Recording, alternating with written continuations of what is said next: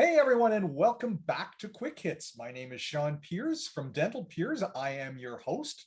Quick Hits, of course, is brought to you by Dental Peers. And this is one of those third time is definitely a charm type scenarios, bringing back a popular guest that's been on our program before by the name of Michelle Obey-Simmons, hygienist extraordinaire, IPAC instructor, clinical instructor, you name it, representative from Maxhill. Michelle, thanks for coming back. Hello, everybody, and thank you for having me.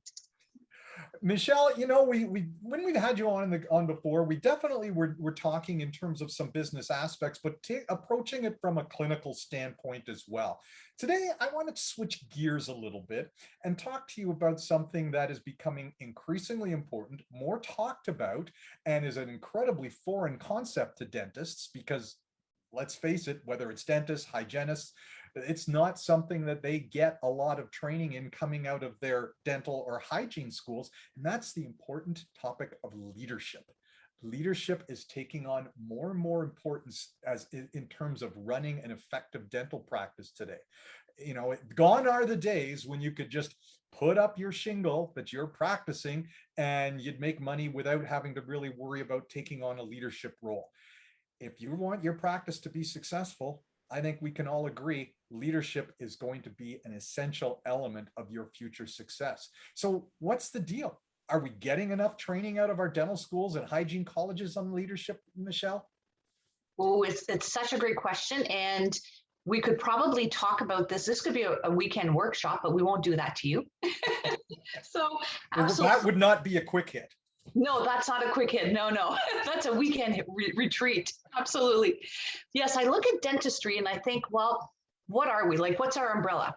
Well, I'm going to say science. So the technical skills, like you said, the clinical skills. So we're scientists. Then we also have to be business savvy, right? So if we're going to operate a business, even if you're a dental hygienist who works for a dentist, everybody has to have the concept that, you know, this is also business. Yes, we're delivering oral healthcare, but it's also a business.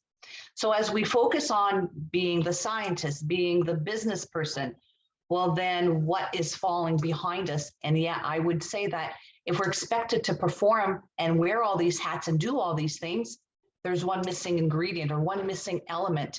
We were never really taught leadership. And before we recorded, Sean and I were chatting that where do we see leadership education? Well, in many industries, you know, there's leadership courses, there's leadership retreats, as we're saying. But in the dental curriculums, we teach science, we teach a little bit of practice management, but I don't think there's enough in the practice management courses for leadership itself. We may have some psychology courses that maybe touch a little bit upon, but not to the extent that we need it now, because we know dentistry is evolving. Our teams are evolving. We need more support as a team.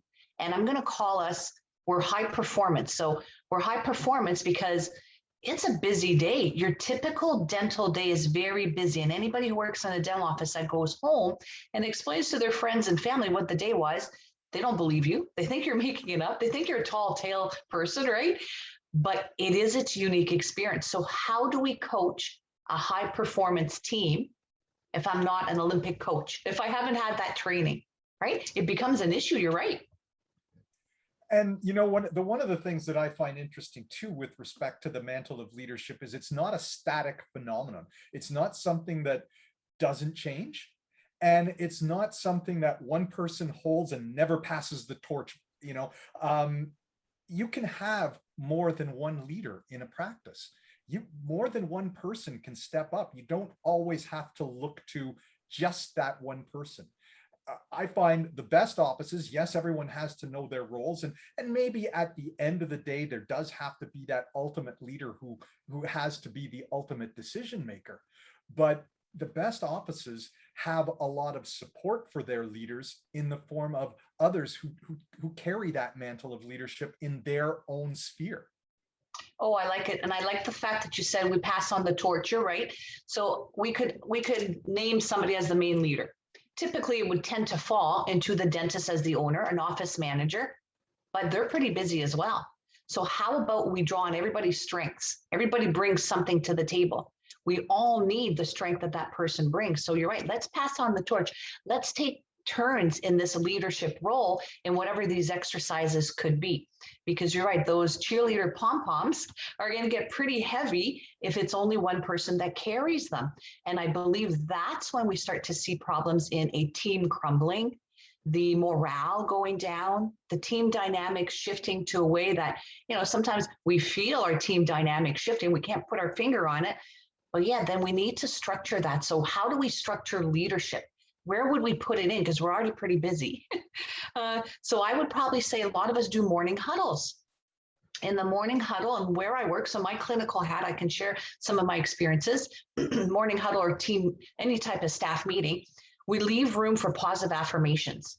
So we do things just like any other office. We run these simulations, these exercises, then we stop doing it. Then we have to come back to it. So as you said, it's a continuum, isn't it? Because I need to keep my team motivated, not just today, but the whole time. So yeah, little things like positive affirmations, posting quotes on the fridge, right? As we're all going to grab something to drink, as we're all grabbing our coffee and donuts, right? So we were joking around saying that coffee and donuts, your pizza lunches, yes, that's all part of your team dynamics. But yeah, we have to go back and look, how do we frame it? It could even be a simple task of practice management. So one of my wonderful opportunities at Fanshawe College is to teach practice management. The first thing we do in that course when we begin is we have the students write a mission and vision statement for this pretend office that they're in, right? So it's all mock right now, right? But it doesn't have to be pretend. So when we do step in the real world, why are we going back to that? If we write a mission and a vision statement together, I think we're going to be focused. We all contributed, so we're going to feel that we're part of the team, and then there's going to be some accountability as well. So I'm going to be proud of that. I'm going to want to uphold what I helped my team write as a mission and vision statement. And that's really the simplicity, again, going back to basics of practice management with leadership. Somebody has to obviously want to do this as well, but it can be done easily. It doesn't have to be a chore.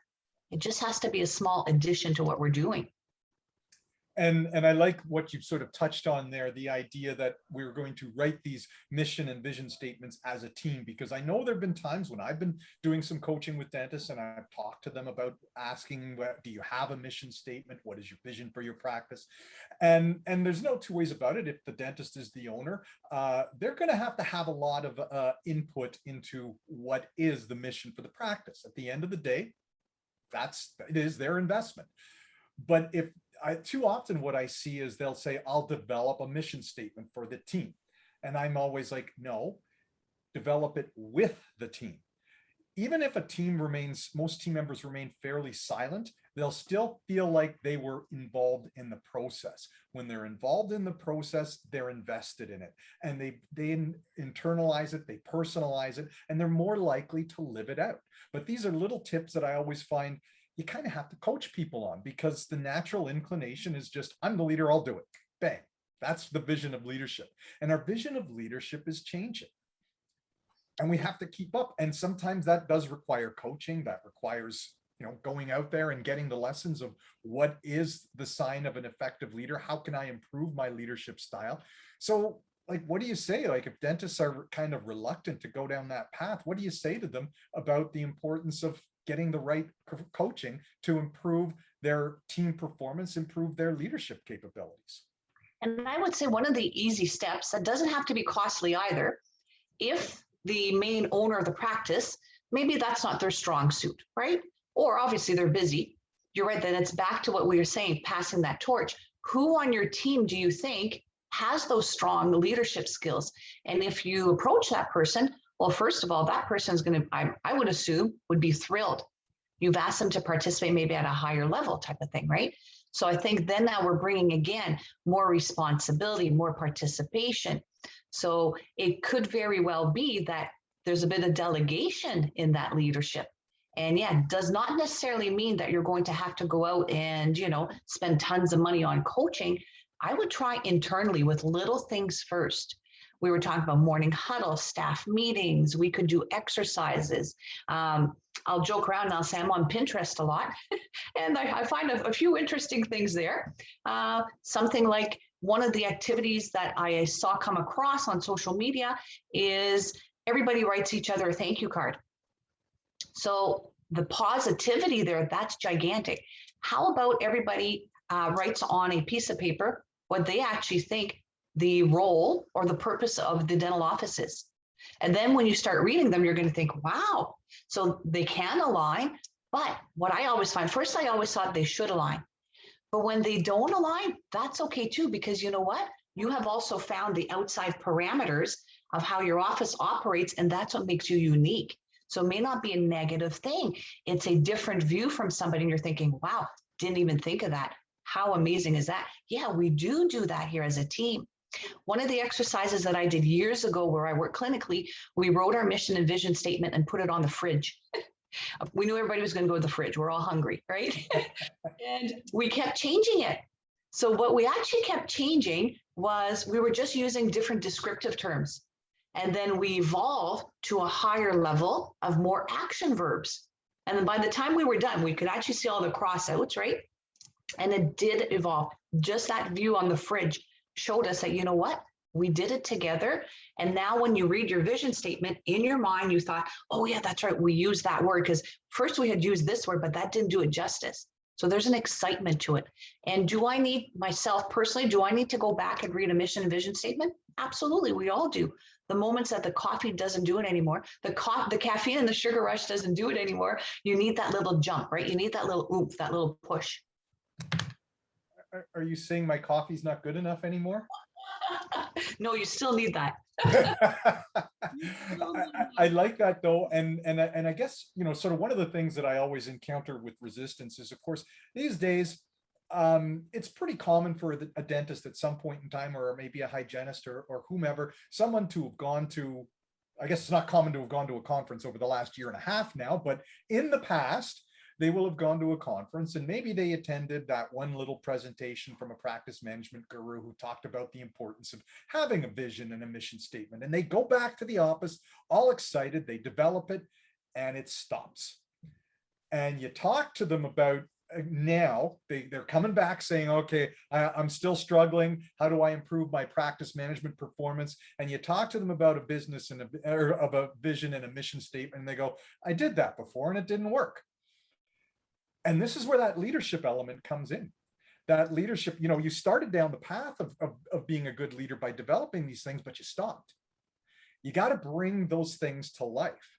And that's why, you know, leadership doesn't quit. It is a day-to-day thing. And that's why it is important, in my opinion, that you have a leadership team, because it puts a lot of pressure. It can be exhausting to put all that responsibility onto the shoulders of one individual. So how do you keep that spark going? Oh, absolutely. And I like the fact that you said, yes, when we go to conferences, that's part of it, right? The collaboration. You leave there, I leave re-energized, you know, million thoughts flying. I'm going to do this. I'm going to do this, right? There's only 24 hours in the day, but I'm still going to do all this, right? It's so thrilling and exhilarating. So you're right. How do you keep it going? I call it the come Monday morning dilemma. So that's great, right? While you're at the conference or when you're driving home or when you're flying back home and you've got all these great ideas. But yeah, come Monday morning, are we going to put it into action? And then come Monday morning, 3 months down the road, are we still putting it into action? So you're right. I do like your idea of setting up well, we have IPAC committees, we have health and safety committees. We need a leadership committee, and more so now than ever, because you're right, it is impinging on the health of the business. We want to all be happy. We love what we do. You're right. There has to be some structure. And, you know, we joke around in offices, there's probably a birthday committee. Everybody loves cake in the break room, right? Who doesn't love cake, right? But yeah, so beyond the cake, right? Still do that, right? Beyond the cake. Yes, you're right. I think that's the answer, that we structure a leadership committee. And will it work? Will it be easy at the beginning? Probably not. We're all going to make errors. Our committee's going to evolve. And I think we're going to see that. We're going to say pay back with our team as well, the performance of the team, and obviously from the happiness of the whole entire team. Yeah. And I mean, you know, if there's one easy tip in terms of what makes an effective leader, from my perspective, it's show up. You know, you're taking on that responsibility. If you are saying that part of making our team perform better is we've got to make sure we have an effective system for getting our day going, starting with our morning huddles. And you are not showing up for the morning huddles, it's not going to, you're going to lose momentum just in a heartbeat. It's gone. You have to show up. Leaders, Simon Sinek had his book, Leaders Eat Last. It is about looking after the team. And when you do that, the team can then be in a better position to look after you. Exactly. And I like that. Yeah. Show up. Absolutely. And be honest. So there is nothing wrong with saying to our team, I know it's morning huddle. We all have obviously our own life issues, or maybe it was a work issue. Yesterday didn't go so well. Let's say, well, that's okay to talk about in that morning huddle. What happened yesterday that didn't go so well? What could we have done different? And not just from a schedule, not from everything, even from a mindset as well. So now when we identify that, we should all think, okay, well, I don't want a repeat of that. So then let's not repeat it. Here's what we're going to do instead. So, and you're right, there's so many little things. Self-help books on leadership are fantastic. Like you said, there's many authors out there that offer quite a bit. I have seen offices share books. So the whole team eventually has to read that book, and you can see the difference. It is tangible in those offices. So yeah, it does work. Absolutely. So get your office book club going. Yes, there you go. Yeah. Part of the leadership committee. Exactly. And that's important. And you know what? Sometimes getting a leadership coach, I know that sounds kind of foreign to a lot of dentists, and maybe we're sounding a little bit like we're talking in our self-interest, but I mean, great coaches also have coaches, right? Because sometimes you just get so focused on things, and yeah, you know a lot of the information about what you need to do, but having an outside perspective, another voice, somebody that sees things from a different pair of eyes really makes a huge difference. Oh, exactly. You're right. And sometimes it's simple, right? Where you have the discussion. And in the past, well, before pandemic, we were maybe getting our own leadership coaching. Think about going to a course, sitting at a table with like-minded individuals. Oftentimes when I go to a course, I will actually try and sit at a table that I don't know anybody. I'm going to learn a lot. And I think for me, that's my professional growth. But that's all our professional growth. We can bounce ideas off of each other. But if we don't have that in this virtual platform, we're missing out on that. But then we have to rely on the professionals we do see every single day, which is our team. And you're right, then maybe reaching out to see what's out there. And it doesn't have to be complicated. And you're right, that fresh set of eyes saying, did you look at it this way?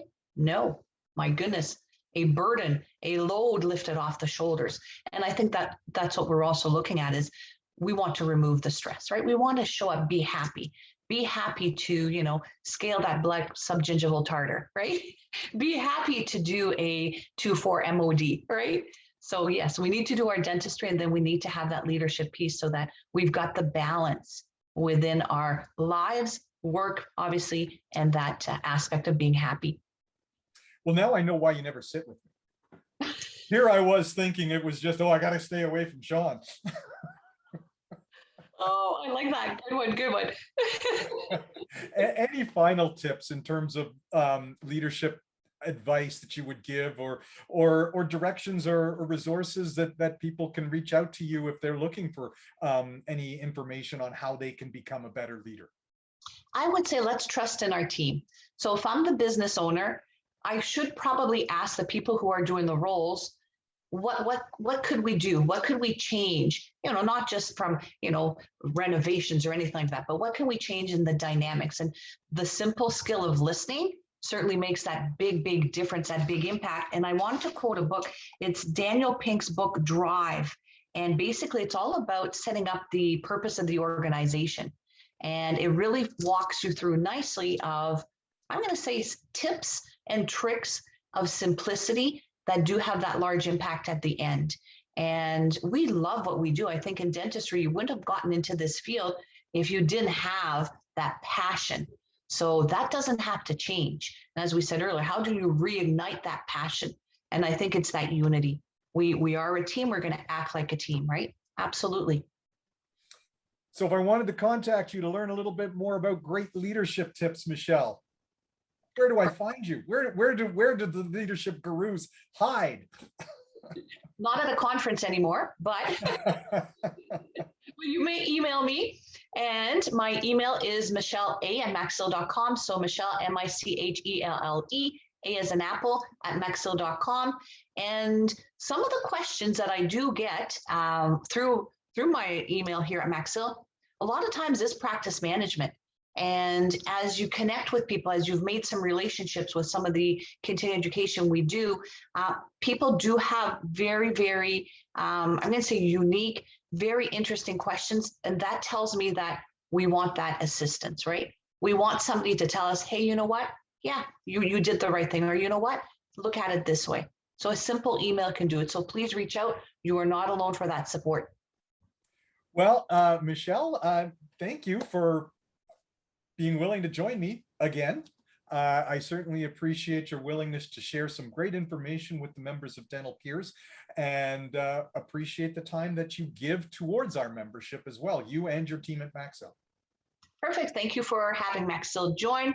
And a thank you to Dental Peers again for their support in the community. And a thank you for everybody for still having your passion for dentistry. All right, everyone. So with that, that ends another edition of Quick Hits. We will see you next time right here again. Take care.